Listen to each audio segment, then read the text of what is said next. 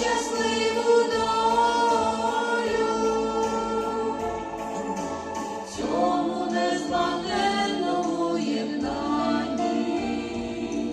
Для всіх хай буде істина проста. Останній час це буде не останній для того, хто повірив у Христа. Для того, хто повірив у Христа.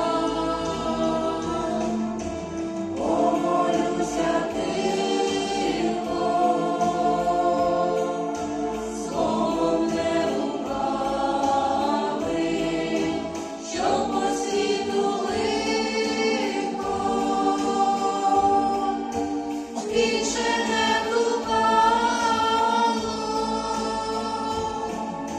Стану на коліна, до Христа промовлю, щоб для України дав щасливу долю. Мій Спаситель, ти моя надія, що завтра день не згасне у пітьмі. З тобою буду завжди я радіти. Ти мій Господь, а я навіки твій.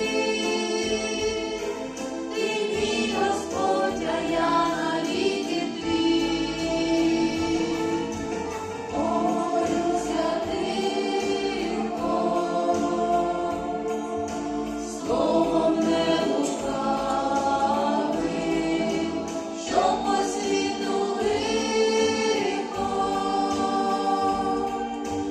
більше не блукало. Стану на коліна, до Христа промовлю, щоб для України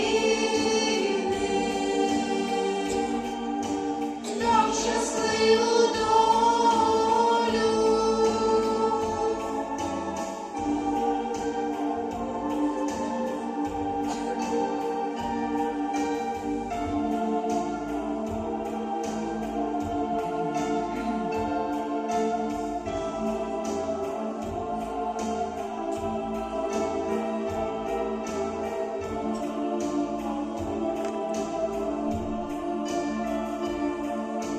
Помолюся тихо,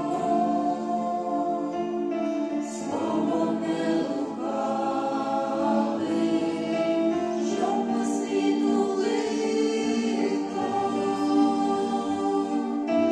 більше не блукало.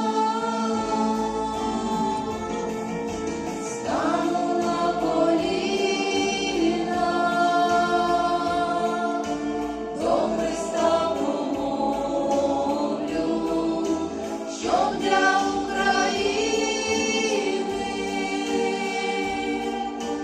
дав щасливу долю.